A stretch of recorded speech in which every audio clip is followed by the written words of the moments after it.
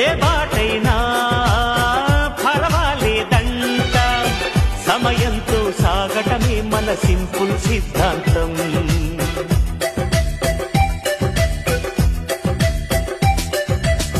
చిరుగాలికి పరిమళమిచ్చే సిరిమల్లెల వనమై ఉందాం, గగనాన్ని నేలను కలిపే హరివిల్లుల వంతెన అవుదా.